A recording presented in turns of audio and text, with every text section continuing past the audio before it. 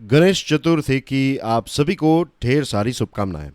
गणेश जी को good luck का देवता भी कहते हैं। गणेश जी जो हैं ये नॉलेज के भी देवता हैं। तो मेरी यही प्रार्थना है भगवान गणेश से कि आपके ऊपर नॉलेज का शावर जो है वो हमेशा बरसता रहे। एक बहुत ही इंटरेस्टिंग कोट आप सभी के साथ शेयर करना चाहूँगा। The kingdom of heaven is not a place but a state of mind. स्वर्ग कोई ऐसा जियोग्राफिकल लोकेशन नहीं है जहां पर हम जाएंगे। स्वर्ग जो है वो तो हमारे मन की स्थिति है। हमारे मन की स्थिति कौन कंट्रोल कर सकता है? हम खुद। इसका मतलब यह है कि ये जो स्वर्ग, हेवन, जन्नत जो है वो अभी यहां पर हम क्रिएट कर सकते हैं। It is a state of mind. सोचिएगा इसके बारे में डियर फ्रेंड्स। आज 10 सितंबर 2021 है, दिन है फ्राइडे। अगर आप यूपीएससी की प्रिपरेशन कर रहे हैं तो भारत की बेस्ट फैकल्टीज ने मिलकर एक complete online smart course UPSC examination के लिए क्रिएट किया है। स्मार्ट कोर्स के features, subjects, demo videos, price, सारी चीज़ें आपको हमारी वेबसाइट studyIQ.com या फिर हमारा मोबाइल ऐप जो गूगल प्ले स्टोर पर अवेलेबल है, इस गूगल प्ले स्टोर के ऐप को आज ही डाउनलोड करें। एंड ये सारी इन्फॉर्मेशन जो है वो आपको इन दो जगहों से मिल जाएगी। एक है हमारी वेबसाइट, एक है हमारा mobile app. Dear friends, please make sure कि आप आज के इस लेक्चर को दूसरे स्टूडेंट्स के साथ दूसरे प्लेटफॉर्म्स के ऊपर शेयर जरूर करें। Thank you very much for supporting this series. Daily हम क्या करते हैं, हम अलग अलग विषय के ऊपर डिस्कशन करते हैं, लेकिन आज एक स्पेशल दिन है और आज हम एक ही विषय को अलग अलग एंगल से एक इन डेप्थ एनालिसिस जो है वो हम करने वाले हैं। तो let's quickly start with the first article. This one is from times of India. Terror didn't win.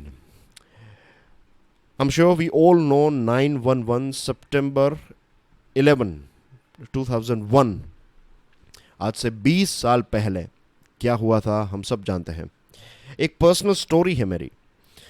मैं एक स्कूल में पढ़ता था 2 सालों के लिए। 9th एंड 10th स्टैंडर्ड जो है मैंने एक दूसरे सेंटर, एक दूसरे सिटी में से मैंने पढ़ाई की थी। और मुझे आज भी याद है, I was in 9th standard और हमारे क्लास में उसी साल एक लड़की आई थी पढ़ने के लिए and she was from New York. अब जब ये न्यूज़ हम तक पहुंची तो उनके पिताजी जो थे, he was working in Manhattan. ये जो न्यूयॉर्क का ये जो सिटी वाला एरिया है उसको मैनहट्टन कहते हैं। तो he used to work in Manhattan. और फिर हमें पता चला कि उनके पिताजी उसी एरिया में काम करते हैं, तो हम सब चिंतित थे। End of course you can just imagine के उनकी हालत क्या हुई होगी। शी वॉज क्राइंग और हम उनको समझाने की कोशिश कर रहे थे। उस टाइम पर तो ना तो कोई व्हाट्सएप ऐसी कोई चीज़ नहीं थी कि कॉल किया और पता चल गया। और फिर हमने कॉल करने की कोशिश की, कॉल नहीं लग रहे थे, ये सारी चीज़ें हुई। बट इवेंचुअली फाइनली वहाँ से, न्यूयॉर्क से उनकी मदर का कॉल आ गया और फिर हमें पता चला कि हिज फादर वॉज सेफ। लेकिन उसी दिन कितने सारे लोग जो हैं उनकी मृत्यु हो गई। दुनिया में इतना बड़ा टेरर अटैक जो है वो पूरी दुनिया ने कभी नहीं देखा था, और वो भी यूएसए जैसे देश के ऊपर। कुछ समय पहले हम बात कर रहे थे यूएसए के बारे में, इज़न्ट इट। हमने देखा कि ऊपर कनाडा है, नीचे मैक्सिको है, यहाँ पर अटलांटिक ओशियन है, यहाँ पर पैसिफिक ओशियन है। तो यूएसए को अटैक करना, यूएसए के ऊपर अटैक करना जो है, इट्स नॉट दैट ईजी। लेकिन ये जो चीज़ हुई, दिस वॉज टेरेबल। तो प्रश्न ये उठता है कि ये 20 साल पहले का जो अटैक है इसने दुनिया को कितना बदला है, कितना चेंज आया है हमारी दुनिया में, और क्या टेररिज्म जो है उसकी जीत हो गई है? अभी हमने देखा कि कैसे तालिबान ने पूरा अफगानिस्तान जो है वो कंट्रोल कर लिया। तो क्या हम ये कह सकते हैं कि टेररिज्म जो है वो स्प्रेड हो रहा है, ये विचारधारा स्प्रेड हो रही है, और ये जो टेररिस्ट हैं ये पूरी दुनिया के ऊपर अपना कंट्रोल जो है वो कर लेंगे? Can we say that? Let's find out. The Washington based Center for Strategic and International Studies का एस्टिमेट ये है कि 2018 में दुनिया में 67 टेररिस्ट ग्रुप जो हैं वो एक्टिव थे, और 1980 के बाद देखा जाए तो सबसे ज़्यादा नंबर्स जो हैं वो हमें 2018 में देखने को मिले। ब्राउन यूनिवर्सिटी जो है उनका एक प्रोजेक्ट था कॉस्ट्स ऑफ वॉर, और ब्राउन यूनिवर्सिटी का रिपोर्ट यह कहता है कि पिछले 20 सालों में पता है यूएसए ने कितने पैसे स्पेंड किए यहाँ पर? $8 ट्रिलियन। $8 ट्रिलियन जितना खर्च जो है वो डायरेक्टली इनडायरेक्टली यहाँ पर हो चुका है पिछले 20 सालों की बात है, और 9 लाख लोगों की मृत्यु हुई है बिकॉज ऑफ दिस वॉर। तो क्या टेररिस्ट जो हैं वो जीत गए हैं? We are still trying to find that answer. Yes, Afghanistan को तालिबान ने अपने कंट्रोल में ले लिया है। अफ्रीका में भी देखें तो बहुत सारे ऐसे अलग अलग टेररिस्ट ऑर्गेनाइजेशन चल रहे हैं। सबसे बड़ा खतरा ये भी है कि ये अलग अलग टेररिस्ट दो देश जो हैं वो एक दूसरे के साथ कोऑपरेट नहीं करेंगे, लेकिन दो टेररिस्ट ऑर्गेनाइजेशंस जो हैं ये एक दूसरे के साथ अच्छी तरीके से, सभी नहीं लेकिन कुछ जगहों पर हमें देखने को मिल रहा है कि एक दूसरे को सपोर्ट करते हैं। तो ये बहुत ही एक डेंजरस सिचुएशन है। लेकिन रियलिटी ये भी है कि आज तक किसी भी टेररिस्ट मूवमेंट ने ऐसा कुछ नहीं किया है कि जिससे हम ये कह सके कि टेररिस्ट विचारधारा वाले ग्रुप्स ने किसी देश को अपने कंट्रोल में ले लिया और उसके बाद वहाँ के लोगों को एक अच्छा जीवन दे पाए हैं। तो ऐसा नहीं हुआ है। आईसिस की बात करें तो एक वक्त था जब ईरान और सीरिया ये दो देशों में आईसिस का कंट्रोल आ चुका था, लेकिन ये कंट्रोल जो है बहुत ही शॉर्ट लिव्ड रहा, बहुत ही कम समय तक वो पावर में रहे या फिर चीज़ें उनके कंट्रोल में थी। उसके बाद वो पावर में से गिर गए और उनका गवर्नेंस कितना बकवास था, कितना बुरा था, ये पूरी दुनिया जानती है। तो फॉर शॉर्ट टर्म बंदूक की ताकत के ऊपर वो अगर किसी एरिया को कंट्रोल भी कर लेते हैं, दैट डज नॉट मीन कि वो वहाँ पर एक लंबे समय तक अपना राज्य स्थापित कर पाएंगे, अपना रूल स्थापित कर पाएंगे। टेरर ग्रुप्स जो हैं वो डेफिनेटली डेमोक्रेसीज को डिस्टर्ब कर देती हैं, लेकिन ऐसा नहीं हुआ कि टेररिस्ट ग्रुप के आने के बाद डेमोक्रेसीज जो हैं वो वाइप आउट हो चुकी हैं। It's not like that. It's precisely to counter this that some democracies have diluted some of their core principles. दुखद बात जो हम कह सकते हैं वो ये है कि कुछ ऐसी डेमोक्रेसीज हैं उन्होंने अपना कोर जो प्रिंसिपल्स थे, कोर प्रिंसिपल्स यानी कि डेमोक्रेसी की बात करें तो let's say liberty, then we have everyone is equality, secularism, ये कुछ मेन पिलर्स जो हैं वो कुछ जगहों पर डेफिनेटली डाइल्यूट हुए हैं। एक फिल्म है, थोड़ी पुरानी फिल्म है, आई थिंक 10-12 साल पुरानी फिल्म होगी। उस फिल्म का नाम ही न्यूयॉर्क है। Katrina Kaif, then you have John Abraham and Neil Nitin Mukesh. तो इस फिल्म में दिखाया गया है कि कैसे ये 9/11 के इंसिडेंट के बाद यूएसए की पुलिस जो है वो कैसे मुस्लिम्स को टारगेट करने लगी। फिल्म में दिखाया है। I am not sure about the reality but I am just talking about this film की स्टोरी बता रहा हूँ। और जॉन अब्राहम जो है he used to live a very normal life, लेकिन उसको इतना टॉर्चर किया गया बिकॉज ही वॉज ए मुस्लिम, तो उसको टॉर्चर किया गया और ये सारी चीज़ें हुई। And then when he was released उसने डिसाइड किया कि I will take a revenge, और फिर वो टेररिस्ट ऑर्गेनाइजेशन को ज्वाइन कर लेता है। ऐसा कुछ ऐसी कोई स्टोरी है। He was like a sleeper cell. तो बहुत सारी जगहों पर यू नो ये डेमोक्रेसीज जो हैं उन्होंने सर्वेलेंस करने की शुरुआत कर दी। सर्वेलेंस यानी कि लोग क्या ईमेल कर रहे हैं, फ़ोन पर किससे बात कर रहे हैं, ये सारी चीज़ों को गवर्नमेंट देखने लगी। फिर कुछ ग्रुप्स के ऊपर नज़र रखने लगी, कुछ कम्युनिटीज़ के ऊपर नज़र रखी गई। तो ये सारी चीज़ों की वजह से कुछ जो कोर प्रिंसिपल्स थे डेमोक्रेसीज के वो क्रैक्स उसमें डेफिनेटली हमें देखने को मिली है। फिर इस्लामोफोबिया भी काफ़ी वाइड स्प्रेड हुआ है। वैसे हम कहते हैं कि हर एक व्यक्ति जो है वो मीन्स पीके फिल्म में भी हमने देखा कि बाहर के कपड़े, बाहर की जो एक मुस्लिम के कपड़े, क्रिश्चियंस के कपड़े, हिंदू के कपड़े और ये सारी चीज़ें हमने देखा कि ये एक प्रकार का कॉस्ट्यूम है। अंदर से अलग अलग व्यक्ति जो हैं वो means generally speaking good people की जो जो जो क्वांटिटी है वो ज़्यादा है। कुछ ऐसे लोग हर कम्युनिटी में, हर देश में, हर जगह पर आपको कुछ ऐसे लोग मिलेंगे जो उनको मज़ा ही आता है ये सारी चीज़ें करने में। तो we can not blame the whole community. हम ऐसा नहीं कह सकते कि सभी लोग जो हैं वो इसी चीज़ को प्रमोट कर रहे हैं या फिर तालिबान को सपोर्ट कर रहे हैं। It's not like that. कोई भी पसंद नहीं करेगा, और ख़ास करके वो व्यक्ति जो डेमोक्रेसी में रहा है, जो सेक्युलरिज्म में रहा है, उनको तो बिल्कुल ये तालिबान का आइडिया जो है वो समझ में ही नहीं आएगा, because there is no safety, no rules, there is nothing. तो ये भी हुआ। फिर रेफ्यूजी क्राइसिस हुई, रेफ्यूजी फैटिग भी हुआ। रेफ्यूजी फैटिग यानी कि बहुत सारे जो रेफ्यूजीज़ थे, मेरे आपकी तरह वहाँ पर रहने वाले जो नॉर्मल लोग थे, उनको वो देश छोड़कर किसी और देश की तरफ जाना पड़ा। और फिर जब वो किसी और देश में रेफ्यूज के लिए जाते हैं तो वहाँ पर उनको मना किया जाता है कि आप यहाँ पर नहीं आ सकते, या फिर उनका जीवन जो है वो काफ़ी बुरा हो जाता है। तो ये सारी चीज़ें जो है वो हुई। और राइट विंग पॉपुलिज्म जो है वो वेस्ट में और इंडिया में भी काफ़ी स्प्रेड हुआ है।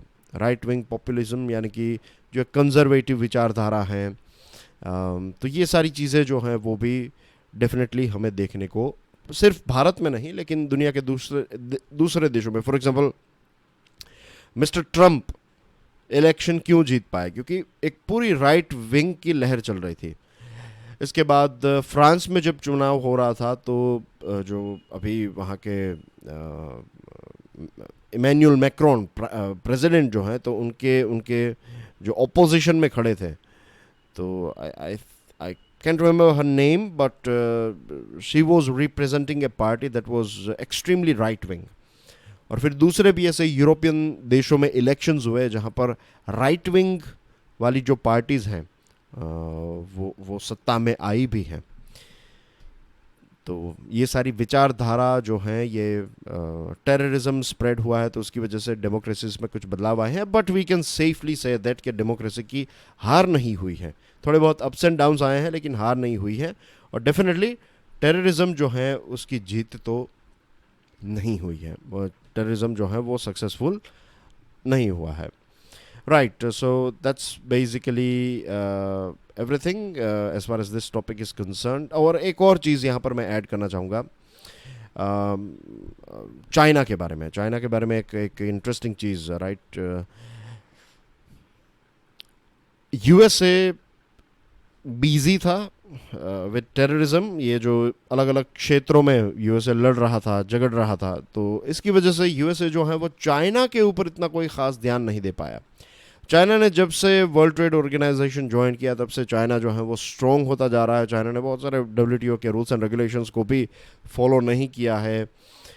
ये सारी चीज़ें जो हैं वो चाइना करता रहा। यूएसए बिजी था तो चाइना ने इसका फ़ायदा उठाया, और अब आप देखिए कि चाइना जो है वो काफ़ी स्ट्रॉन्ग है। बहुत सारे लोग यही कहते हैं कि यूएसए जो है वो डिस्ट्रैक्टेड था, इसकी वजह से चाइना जो है वो स्ट्रॉन्ग होता गया। तो ये एक पॉइंट था। आज के लेक्चर की पीडीएफ को डाउनलोड करने के लिए check out my Telegram channel, you can follow me on Facebook as well. अब बात करते हैं 20 ईयर्स सिंस 9/11। ये भी टाइम्स ऑफ इंडिया का ये एक आर्टिकल है। यूएसए वियतनाम वॉर हार गया। हमने इसके बारे में बात की थी, अगर नहीं पता है तो वियतनाम नाम का एक देश है और यूएसए वहाँ पर भी गया था, जैसे अफ़गानिस्तान में गया, और फिर यूएसए फाइनली 1975 में वहाँ से एग्ज़िट कर गया। तो यहाँ पर भी हमें देखने को मिलता है कि यूएसए जो है वो कम्प्लीटली अफ़गानिस्तान को छोड़कर अब चला गया है, और अफ़गानिस्तान की सिचुएशन कैसी है वी ऑल नो। वियतनाम जब यूएसए ने छोड़ा था तो उस टाइम पर यूएसए, भले ही वो युद्ध जो है वो हार गया, लेकिन यूएसए पावरफुल देश था। आज डिप्लोमेटिक वर्ल्ड में कहते हैं कि यूएसए अब बूढ़ा हो चुका है, यूएसए का डाउनफॉल है, it's like an old lion, बहुत सारी अलग अलग टर्मिनोलॉजीज यूज़ की जाती हैं।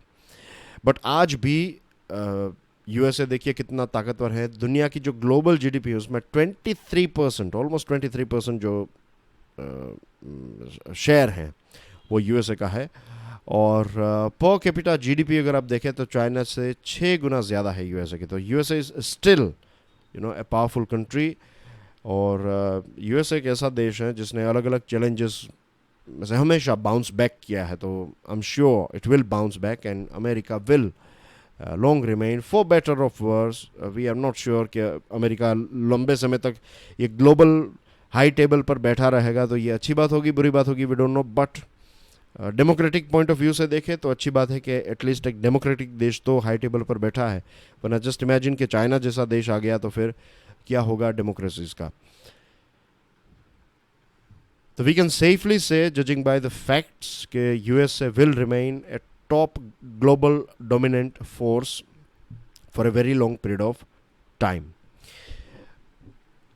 यूएसए जो है ये अफ़गानिस्तान में तो इन्वॉल्व था ही, लेकिन अफ़गानिस्तान के साथ साथ साथ ये मिडल ईस्ट के बहुत सारे देशों में, जैसे कि इराक में, सीरिया, लीबिया, अलग अलग जगहों पर यूएसए जो है वो इन्वॉल्व होता गया, बिजी रहता गया। और काफ़ी खर्च भी हुआ, काफ़ी यूएसए के सोल्जर्स भी शहीद हुए, काफ़ी यूएसए की प्रॉपर्टीज़ भी डैमेज हुई, ये सारी चीज़ें हुई। और ग्लोबल टेररिज्म की बात करें तो 2014 में ग्लोबल टेररिज्म जो है वो अपने पीक पर था।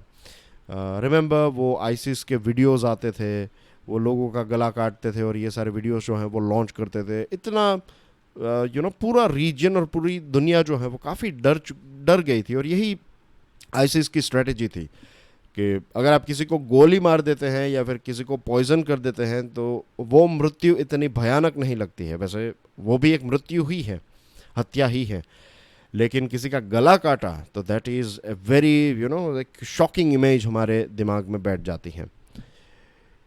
तो आईसिस यही कर रहा था। आईसिस जो है स्टडीली 2014 तक काफ़ी स्ट्रॉन्ग हो गया और ऐसा लग रहा था कि कितने सारे देश इसकी चपेट में आ जाएंगे, लेकिन उसके बाद धीरे धीरे इसका डाउनफॉल भी होने लगा। मिडल ईस्ट के बहुत सारे देश, फॉर एग्जांपल सऊदी अरेबिया, तो सऊदी अरेबिया और दूसरे देश जो हैं वो ऐसे विचारधारा वाले ऑर्गेनाइजेशंस को सपोर्ट करते थे, अपने हित के लिए भी सपोर्ट करते थे। लेकिन फिर ये देशों ने भी एक यू टर्न ले लिया। इन देशों ने सोच लिया, समझ लिया कि ये पुरानी विचारधाराओं से आप दुनिया के समय के साथ आगे नहीं चल पाएंगे। तो ये सारे देश जो हैं वो मॉडरेट हो गए, मॉडरेट प्लस मॉडर्नाइजेशन की तरफ आगे बढ़ने लगे। तो ये एक अच्छी चीज़ हुई कि इन सारे ऑर्गेनाइजेशंस को पैसे और सपोर्ट और ये सारी चीज़ें जो हैं वो धीरे धीरे मिलनी कम हो गई from the Middle East kingdoms. Domestic right wing terrorism is now the principal security threat in the West. जैसे इससे पहले हमने डिस्कस किया कि राइट विंग ग्रुप जो हैं पॉलिटिकली काफ़ी स्ट्रॉन्ग हो गया, ये विचारधारा जो है वो काफ़ी स्प्रेड हुई। और दुखद बात यह है कि अब राइट विंग टेररिज्म, खास करके वेस्टर्न वर्ल्ड की बात करें तो सबसे बड़ा जो टेररिज्म का खतरा वेस्टर्न वर्ल्ड को है that is from right wing terrorism.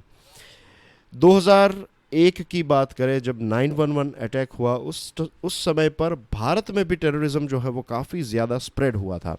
ख़ास करके जम्मू एंड कश्मीर की अगर आप बात करें तो टोटल हमारे देश में जो 5,500 से ज़्यादा लोगों की मृत्यु हुई थी उसमें 4,000 जितने लोग जो हैं वो जम्मू एंड कश्मीर में ही मरे थे। तो टेररिज्म काफ़ी ज़्यादा था और पूरे देश में अगर आप देखें तो फेटालिटीज़ जो हैं वो धीरे धीरे फिर कम होने लगी। और आफ्टर 2011 591 किल्ड इन 2020। और धीरे धीरे टेररिज्म जो मीन्स बीच में अप्स एंड डाउन्स हमें देखने को मिलते हैं। For example Jammu and Kashmir की बात करें तो 2012 में 121, फिर 2018 में 452, 2020 में 321, 2021 में 162। तो ऐसे अप्स एंड डाउन्स आपको थोड़े बहुत देखने को मिलेंगे। लेकिन जनरली जो 2001 के समय पर जो अटैक्स हो रहे थे, 5,000 से भी ज़्यादा लोग मर रहे थे हमारे देश में, अब वो आंकड़ा जो है वो 3 डिजिट में आ चुका था या फिर आ गया है। ओसामा बिन लादेन ने तो 1996 में क्लियरली कहा था कि ये जो जिहाद स्प्रेड करना है उसमें आपको इंडिया में भी जिहाद स्प्रेड करना है।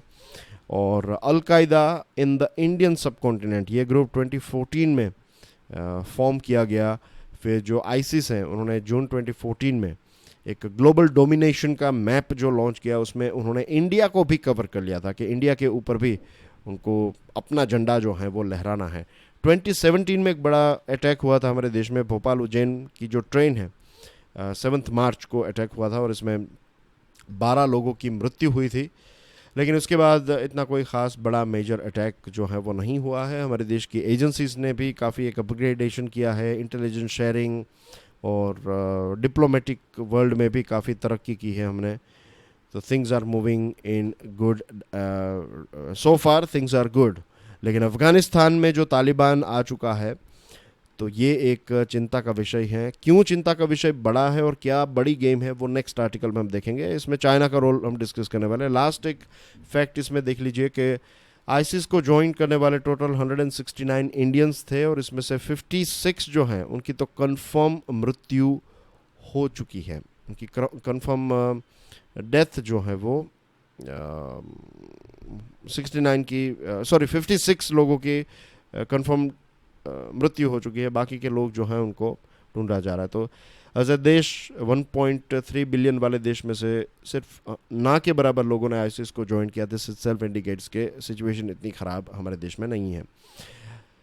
It's democracies versus Beijing Islamabad, times of India का। अगेन ये टाइम्स ऑफ, तो आज के सारे आर्टिकल्स जो हैं वो टाइम्स ऑफ इंडिया के ही हैं। मैंने हिंदू के आर्टिकल्स भी पढ़े।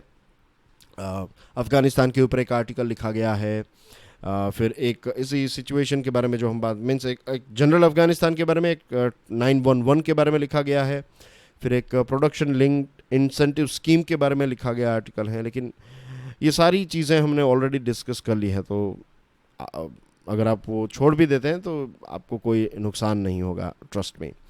It's democracies versus Beijing, times of India का ये आर्टिकल है। नाउ ये आर्टिकल लिखने वाले जो राइटर हैं वो डिप्लोमेट हैं, नॉट डिप्लोमेट बट आर्मी में, एक यूएसए की आर्मी में एक बहुत ही इम्पोर्टेंट पोजीशन पर थे और इराक में और अफ़गानिस्तान में उन्होंने काम किया है। तो what he is saying is कि यूएसए और इंडिया को मिलकर काम करना होगा ताकि ये जो पावर वैक्यूम क्रिएट हुआ है विड्रॉवल के बाद, तो इसका फ़ायदा ऐसे इस्लामिक टेररिस्ट ग्रुप्स जो हैं वो ना उठाएं। वो कहते हैं कि यूएसए ने 2 बड़ी गलती की है। मैंने अभी तक बहुत सारे आर्टिकल्स पढ़े हैं लेकिन ये 2 जो पॉइंट्स इन्होंने लिखे हैं, क्यों यूएसए अफ़गानिस्तान में हार गया। मेंस एग्जामिनेशन में अगर आपको ऐसा प्रश्न पूछा जाता है या फिर अगर आपको इंटरव्यू में ऐसा प्रश्न पूछा जाता है कि दुनिया का सबसे ताकतवर देश है यूएसए, तो यूएसए जो है वो अफ़गानिस्तान जैसा एक छोटा सा देश जो है जहाँ पर ना तो कोई इतनी खास डेवलपमेंट हुई है, ना तो उनके पास न्यूक्लियर हथियार है, तो भी यूएसए कैसे हार गया, यूएसए क्यों थक गया। तो इसके 2 आंसर्स हैं, 2 पॉइंट्स हैं, वो दोनों आपकी स्क्रीन के ऊपर हैं। नंबर 1 इज अफ़गानिस्तान में जो सिचुएशन चल रही थी वो सिचुएशन यूएसए कंट्रोल नहीं कर सकता था क्योंकि ये पाकिस्तान का एक युद्ध अफ़गानिस्तान के खिलाफ चल रहा था। Proxy war waged by Pakistan against Afghanistan, जो कश्मीर में करने की कोशिश करता है। प्रॉक्सी वॉर, फुल वॉर तो पाकिस्तान नहीं कर पाएगा, तो वैसे छोटे छोटे हमले करवाएगा आपसे, टेररिस्ट ग्रुप्स को आपके देश में फिट कर देगा, तो ये चीज़ थी। यूएसए किसके खिलाफ लड़ रहा था, यूएसए वहाँ पर जो लोग थे उसके खिलाफ लड़ रहे थे। लेकिन पूरी सप्लाई, ट्रेनिंग, ये सारी चीज़ें, और यूएसए जो पाकिस्तान को पैसे देता था उसमें से बहुत सारे पैसे जो हैं वो पाकिस्तान यूएसए के खिलाफ ही यूज़ कर रहा था। तो ये प्रॉक्सी वॉर जो है ये पाकिस्तान का अफ़गानिस्तान के खिलाफ था। तो आप जो हैं वो डिजीज़ जो सिम्टम्स हैं उसको लड़ रहे हैं, आप डिजीज़ के रूट को उसको नहीं लड़ रहे हैं, तो इसकी वजह से यूएसए है। सेकंड थिंग, यूएसए ने क्या कोशिश की, यूएसए वेस्टर्न स्टाइल जो टॉप डाउन गवर्नमेंट है, जो मिलिट्री स्ट्रक्चर है, जो फॉरेन कल्चर है, वो अफ़गानिस्तान में इंजेक्ट करने की कोशिश कर रहा था। अफ़गानिस्तान की पॉपुलेशन, अफ़गानिस्तान का कल्चर जो है वो एक ट्राइबल टाइप कल्चर है, जो बॉटम अप कल्चर है, कि वहाँ पर आप ऊपर से आदेश आएंगे तो ऐसा नहीं लोग मान लेंगे। वहाँ पर एज ए जो आपका काफिला है या फिर आपका जो ग्रुप है वो तय करेगा what is right and what is wrong for that group. तो जो वेस्टर्न विचारधारा को इंजेक्ट करने की कोशिश की, ये फिट नहीं बैठी और इसकी वजह से लोग जो हैं, अफ़गान के लोग जो हैं वो भी यूएसए को इतना ज़्यादा कोई ख़ास सपोर्ट या फिर प्यार नहीं करते थे, उसके खिलाफ इतनी कोई ज़्यादा रिस्पेक्ट नहीं थी। और इतिहास गवाह है कि अगर आपको किसी क्षेत्र में युद्ध जीतना है तो you have to make sure कि वहाँ के जो लोकल लोग हैं वो आपका साथ दे। वियतनाम में वही हुआ था, लोकल लोगों ने यूएसए का साथ, इनफैक्ट लोकल लोग जो हैं वो यूएसए के खिलाफ थे। तो यूएसए हेलीकॉप्टर्स और सारी चीज़ें होने के बावजूद भी यूएसए वो युद्ध हार गया। सेम थिंग हैपेंड हियर कि वो कल्चर को समझ नहीं पाए। वी हैव टू अंडरस्टैंड कि Pakistanis and the whole world, India को तो पता है कि Pakistan is the epicentre of Islamic militancy in South Asia. It is not Afghanistan. Afghanistan तो सिर्फ एक ग्राउंड है, अफगानिस्तान तो अभी फिर सिर्फ एक फिजिकल जगह है। जो मेन विचारधारा है वो कहाँ की है, वो पाकिस्तान की है। आईएसआई ने ही 1994 में तालिबान को क्रिएट किया था। और ये फैक्ट तो शायद आपको पता होगा, लेकिन ये फैक्ट्स आपको पता नहीं होंगे कि 1950s की बात है जब पाकिस्तान में जमात ए इस्लामी नाम के जो इस्लामिस्ट एसोसिएटेड ग्रुप्स हैं उनको अफ़गानिस्तान में इंजेक्ट करने की शुरुआत कर दी। 1974 में वहाँ के प्राइम मिनिस्टर जुल्फ़िकार अली भुट्टो ने एक आईएसआई के माध्यम से एक इस्लामिस्ट को वहाँ पर अफ़गानिस्तान में वो लोग इंजेक्ट करने लगे हैं। एक एग्रेसिव इस्लामाइजेशन की स्ट्रेटजी को फॉलो किया। फिर उसके बाद प्रेसिडेंट ज़िया उल हक जो थे उन्होंने भी यही चीज़ की, एग्रेसिव इस्लामाइजेशन, और वहाँ पर मदरसेस खोले गए। और वहाँ पर पाकिस्तान की जो विचारधारा है, ये विचारधारा को पाकिस्तान जो वहाँ पर ये करना चाहता था, तो ये सारी चीज़ों को उन्होंने, ये टेररिज्म वाली चीज़ों को उन्होंने वहाँ पर स्प्रेड करने की शुरुआत की। कुछ ऑर्गेनाइजेशंस में पाकिस्तान के लोग या फिर ऐसी विचारधारा वाले लोगों को बिठा दिया और फिर वो गवर्नमेंट की ऑर्गेनाइजेशन में टॉप लेवल पर जाने लगे एंड थिंग्स लाइक दैट। 1979 में ईरानियन रेवोल्यूशन जो हुआ तो उसको काउंटर करने के लिए सिपाही शब्बा पाकिस्तान नाम की एक शाहबा पाकिस्तान की एक मीन्स पहले एक ऑर्गेनाइजेशन बनाई, उसी ऑर्गेनाइजेशन का एक और एग्रेसिव फॉर्म आ गया। तो ये सारी चीज़ें लश्कर जंगवी अल अलामी, तो ये इसको कहते हैं कि ये पाकिस्तान ब्रांच है इस्लामिक स्टेट की। ये पहले इसी एसएसपी का पार्ट था, उसमें से ये बन गई। तो ऐसी बहुत सारी ऑर्गेनाइजेशंस जो हैं वो तालिब मीन्स पाकिस्तान ने पैदा की हैं, और फिर यही ऑर्गेनाइजेशंस में से और एग्रेसिव ऑर्गेनाइजेशंस जो हैं वो चलती रहती है। जैसे कि लश्कर तोयबा जिसने मुंबई टेरर अटैक कंडक्ट करवाया था, तो ऐसी ऑर्गेनाइजेशंस आज भी वहाँ पर हैं। ये सारी चीज़ें हमारे लिए चिंता का विषय इसीलिए है क्योंकि इसमें एक बहुत बड़ी गेम चल रही है। यूएसए के निकलने के बाद एक वैक्यूम क्रिएट हुआ है और ये वैक्यूम जो है उसका फ़ायदा उठाएगा चाइना जो है, ये CPEC, ये जो रेड बेल्ट आप देख रहे हैं, this is called China Pakistan economic corridor. यहाँ पर लिखा हुआ है चाइना पाकिस्तान इकोनॉमिक कॉरिडोर। अब कल हम बात कर रहे थे कि कैसे चाइना यहाँ पर ये वाले क्षेत्र में भी कनेक्टिविटी क्रिएट करेगा। तो what China is trying to do is, China ये पूरा रीजन और ग्वादर पोर्ट और फिर अफ़गानिस्तान, फिर यहाँ पर भी वो आना चाहता है ईरान में, तो पूरा ये ऑयल वाला रीजन जो है वो कंट्रोल में ले लेगा। और फिर चाइना सिर्फ यहाँ पर इंपोर्ट एक्सपोर्ट के लिए नहीं, वो यहाँ पर मिलिट्री बेस भी कंडक्ट करेगा। तो एक तरफ साउथ चाइना सी को उन्होंने कंट्रोल कर लिया है, फिर ये वाला पोर्शन भी चाइना जो है वो कंट्रोल करने की कोशिश करेगा। तो ये भारत के लिए तो डेफिनेटली एक चिंता का विषय है।